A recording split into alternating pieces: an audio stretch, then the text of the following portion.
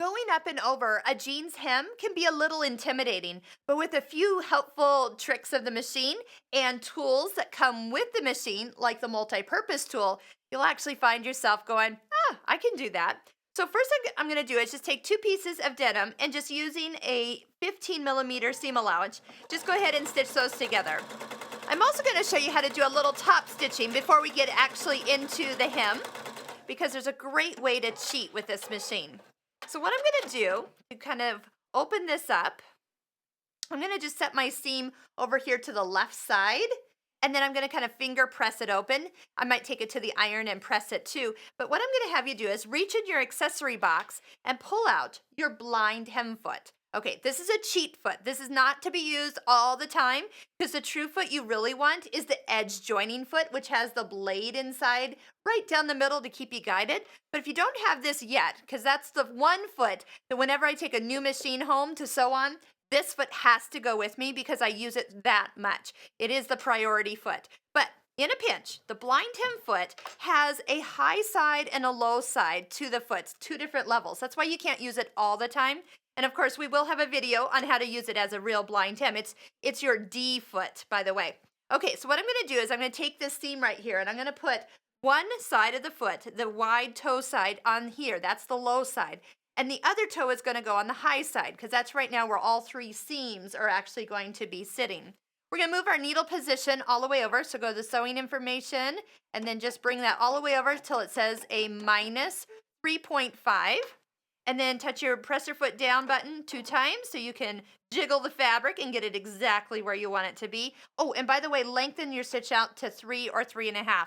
If you leave it at the default setting, unless you've already gone ahead and told it you're sewing on denim, those stitches are going to look really small. Then all you have to do is take your hands, pull it up, kind of pull open that seam, and run that right down the middle of where those two toes are coming together.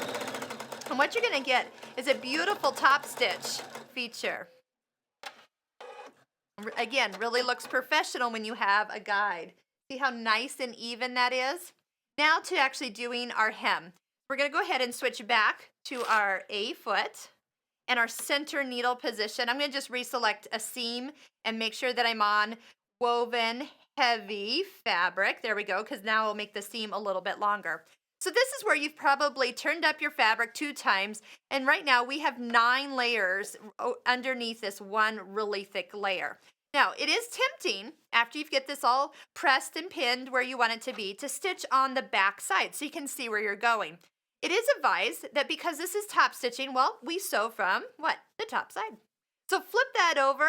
You can, again, utilize one of the guides on your throat plate here to kind of keep you straight. But really, once you're going, you're going to have a prettier stitch if you stitch from the top side. Okay, and of course you have your denim needle in as you're going through this. Now what happens when you get to this really thick area is you find yourself, the foot starts to go up in the air and you start to get little tiny stitches. This is where the multi-purpose tool comes in to play. Set your needle so it stops in the down position. Now you'll notice that on one side it's a little thinner and the other side it's a little thicker. So depending on how thick you need to be going over this, let me see if I can slide this in. Oh, I bet I can use the thinner side on this. So you're going to take the tool, and if you need a little help, lift up the foot but leave the needle down so that holds your stitch you're on. Take the tool, you're coming underneath the foot and right up to where the seam stops. When you lower down that presser foot, you're going to notice that the foot is level with the big seam, like you're on the plateau of the thickness. So just like they moved the ships through the Panama Canal, that's what you're doing. You're lifting the ship up, you're sliding across at the top part, because now you'll have even pressure and even stitches. That's what you're going for.